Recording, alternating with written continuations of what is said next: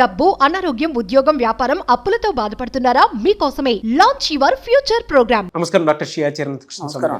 633 money మంత్ర video. So previous వీడియోలో మీరు మాట్లాడింది అంటే ఏదైనా కొత్తగా చేసేటప్పుడు తెలియకుండానే ఆ దారి మనకి ఫ్యూచర్ని క్రియేట్ అయ్యేలా చేస్తూ ఉంటుంది మనకి ఏదైనా సరే. బట్ ఆ కొత్తదనం కోసం మన ప్రయత్నం ఎప్పుడూ ఉండాలి. కొత్త నీరు కోసం ఎలా అయితే ప్రయత్నం చేస్తూ ఉంటాం అట్లా ఈ వీడియోలో ఏం చెప్తున్నారు అంటే మనం ఫస్ట్ వీడియోలో మనం పిటకథలు అన్నారు మీరు. సరే పిటకథలు చెప్పుకున్నాం అంటే చేతనాత్మక సుప్త చేతన ఉన్నటువంటి ఘర్షణ ఎలా ఉంటుంది, ఆ ఘర్షణ ద్వారా ఎలా ఉంటుంది అనేది మనం చెప్పుకున్నాం. నెక్స్ట్కి వచ్చేసరికి ధనదాహం గురించి చెప్పుకున్నాం. ఆ పెద్ద తవ్వుతూ ఉంటే డబ్బు రావడము అదంతా చెప్పుకున్నాం.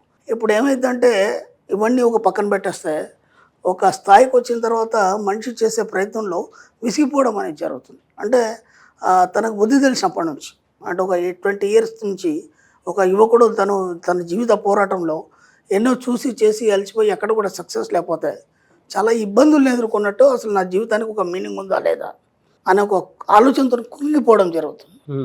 మనకి రఘువంశంలో మాంధాత అనే ఒక ఋషి ఉండేది. శ్రీరాముడి వంశంలో మాంధాత అనే ఒక ఋషి ఉండేది. ఆయనకి ఏంటంటే 12 సంవత్సరాల్లో ఉపనయనం చేశారు. బ్రాహ్మణులు ఏం చేస్తారంటే 12 సంవత్సరాల్లో ఉపనయనం చేసి గాయత్రి ఇస్తారు. 18 సంవత్సరాల్లో అమ్మవారి దర్శనం అవుతుంది. అంటే గాయత్రి సిద్ధి అనేది జరుగుతుంది. అర్థమైందా? అప్పటి నుంచి ఆ అబ్బాయికి వాక్కు మీద స్వాతంత్రం, అంటే అతను ఏది చెప్తే అది అయిపోవడం, అన్ని రకాలుగా కొన్ని శక్తులు అబ్బుతాయి. ఓకేనా? 18 సంవత్సరాల వరకు. ఇతనికి 18 సంవత్సరాలు వచ్చింది, ఇంకా సిద్ధి కాలేదు. ఓకేనా? 20 సంవత్సరాలు వచ్చింది, 25 సంవత్సరాలు వచ్చింది, అమ్మవారి దర్శనం కాలేదు, 30 అయిపోయింది, మొత్తం 40 సంవత్సరాలు వచ్చింది. విసుగు వచ్చేసింది. ఇంకా ఏం ప్రయత్నం చేస్తాం మనము, ఇక ఇక్కడ ఉండి కూడా లాభం లేదు అని చెప్పేసి హిమాలయస్ వెళ్ళిపోయినాడు. హిమాలయస్ వెళ్ళిపోయిన తర్వాత అక్కడ కూర్చోండి ఉదయం లేచి మళ్ళీ సంధ్య వార్చుకుందాం అని చెప్పేసి కూర్చొని సంధ్య చేసుకున్నాం. సంధ్య వార్చుకుంటుంటే అప్పుడు గాయత్రి ప్రత్యక్షమైంది. ప్రత్యక్షం ఏం కావాలరా నీకు అని అడిగింది. అని ఆశ్చర్యపోయాడు.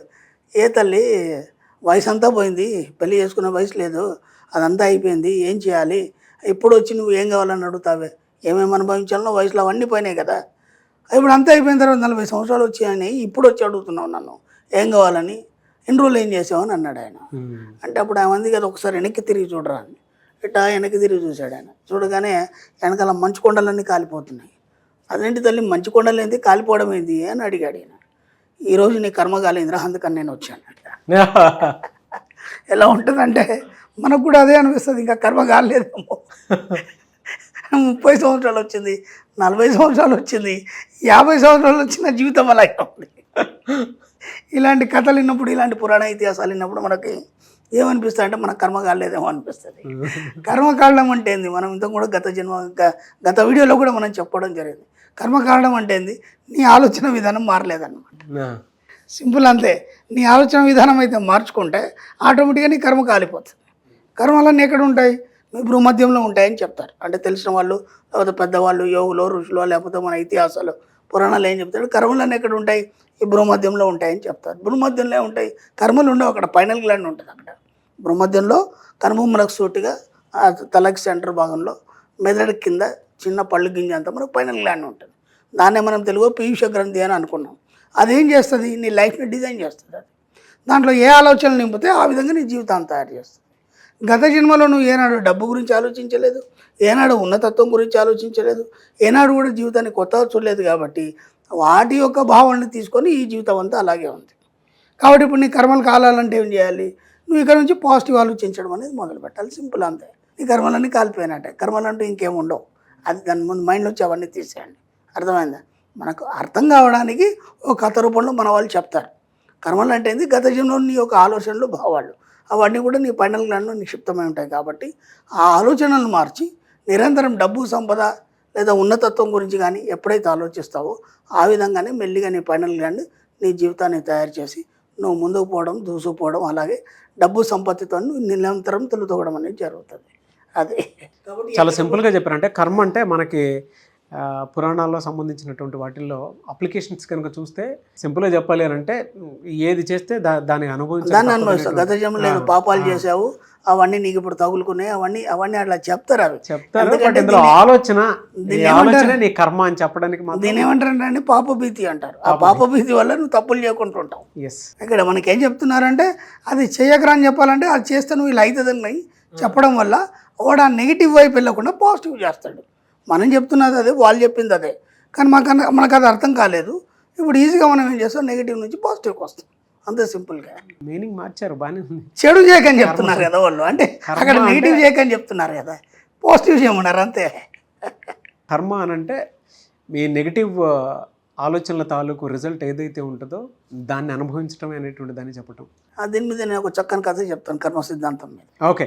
ఒక బ్రాహ్మడు ఉన్నాడు, అతనికి ఒక ఆవుదానం వచ్చింది. బ్రాహ్మణులకు ఆవుదానం ఇస్తారు కదా, అంటే కర్మ సిద్ధాంతం అనేది అర్థం కావడానికి చెప్తున్నాను. మన సబ్జెక్ట్లో కర్మ సిద్ధాంతం లేదు, ఇది చెప్తే మీకు అర్థమవుతుంది. బ్రాహ్మడికి ఆవుదానం వచ్చింది. ఆవుదానం వచ్చిన తర్వాత ఇతనికి దరిద్రం వచ్చింది. ఎంత కూడా ఇతనికి ఎవరు ఈయన దగ్గర రావట్లేదు, డబ్బులు ఇవ్వట్లేదు, జ్యోతిషం అదేం చెప్పించుకోవట్లేదు. కాకపోతే ఈయన త్రికాలవేది, అంటే అంటే 3 కాలాల గురించి తెలుసు. భూత భవిష్యత్ వర్తమాన కాలం, గత జన్మలో ఏముంది, ఇప్పుడేముంది, ఫ్యూచర్లో ఏమైతే అన్నీ తెలుసు. అంత గొప్ప పండితుడు ఆయన. అలా కూర్చున్నాడు, ఏదో రాసుకుంటే పక్కన ఆవు ఉంది.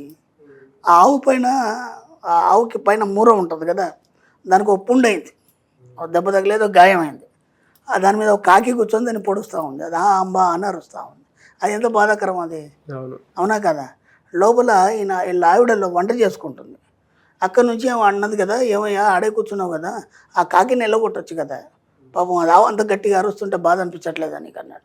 ఆయన ఏం విన్నట్టు తన పని తాను చేసుకుంటుంటే కొద్దిసేపు మళ్ళీ అరిచింది ఆయన. సరే ఏం తెలియనట్టు తన పని తాను చేసుకున్నాడు. 3వసారి ఆమె కోపం వచ్చేసి చేతిలో గరిటె ఉంది అలాగే వచ్చేసి ఏమయ్యా కనీసం ఆ కాకిని కొట్టొచ్చు కదా, పక్కనే ఉన్నావు కదా, చెవులు వినిపించట్లేదా అని, కానీ గట్టిగా అరిచింది ఆమె. అప్పుడు ఆయన ఇలా చూసి, ఒకసారి పిచ్చిదానా, అసలు ఆవు ఎవరు అనుకుంటున్నావు నువ్వు తెలుసా నీకు అన్నాడు. తెలీదండి. ఆవు వచ్చిన తర్వాత మనకు దానం, మనకు దరిద్రం వచ్చింది కదా, గమనించవలేదు. అవునండి, ఆవు ఎవరో కాదే, గత జన్మలో కోమటి మనకు అప్పిచ్చాడు, అది తీర్చుకోవడానికి వచ్చాడు వాడు. ఎందుకంటే మనం లేపోయినా దానికి పెట్టాలి ఖచ్చితంగా, ఆవుకి చంపొద్దు కాబట్టి మనం లేపోయినా ఎక్కడి నుంచి తెచ్చి పెట్టాలి. ఆ కాకి ఏదైతుందో వాడు భార్య గత జన్మ దాన్ని పొడుచుకు తిన్నాడు, ఇప్పుడు అది పొడుచుకు తింటుంది. కాబట్టి ఇది కర్మ సిద్ధాంతం. గత జన్మలో ఏదో పాపం చేసామేమో చేసాము, అది అప్పు తీర్చుకోవడానికి, అది ఇదంతా కర్మ సిద్ధాంతం. మన సబ్జెక్ట్లో కర్మ సిద్ధాంతం లేదు. గత జన్మలో నువ్వు ఉన్నతంగా ఆలోచించలేదు, నువ్వు పేదరిక ఆలోచనలు కలిగి ఉండడం వల్ల ఈ జన్మలో కూడా నువ్వు పేదరికాన్ని అనుభవిస్తున్నావు. ఎప్పుడు నీ ఆలోచన విధానాన్ని మార్చుకోవడం వల్ల నువ్వు ధనవంతుడు కోటేశ్వరుడు అవుతావు, అంతే సింపుల్. కాబట్టి కర్మ సిద్ధాంతం అనేది నమ్మొద్దు మన సబ్జెక్ట్లో, అది లేదు. Thank you sir, thank you so much doctor Shri Chirantakrishna Swamy గారు. Thank you sir. చాలామంది మహిళలు మీ క్లాసెస్కి అటెండ్ అవ్వాలి అనుకుంటున్నారు, సబ్జెక్ట్ని ఇంకా దగ్గర నుంచి చూసి విని రాసుకొని వాళ్ళ జీవితాల్లో పాటించాలనుకునే వాళ్ళు చాలామంది ఏ ఏరియాలో ఎప్పుడెప్పుడు కండక్ట్ చేయబోతున్నారు, ఈ మధ్య కాలంలో ఏమైనా క్లాసెస్ ఉండబోతున్నాయా? ఓకేనమ్మా, మనకి 2024 అమ్మా, మనకి ఇప్పుడు 23 జూన్ విశాఖపట్నంలో ఉంటుందమ్మా, అలాగే 30 జూన్ మనకి తిరుపతిలో ఉంటుంది, ఓకే, 7 జూలై రాజమండ్రిలో ఉంటుందమ్మా. ప్రస్తుతానికి ఉన్న క్లాసెస్ ఇవి. తర్వాత మళ్ళీ అయిన తర్వాత మనం next class. Sure sir, thank you sir, thank you so much. Thank you అమ్మా. సుమన్ టీవీలో మీ పర్సనల్ అండ్ బిజినెస్ ప్రమోషన్స్ కోసం కింది నెంబర్కి కాంటాక్ట్ చేయండి.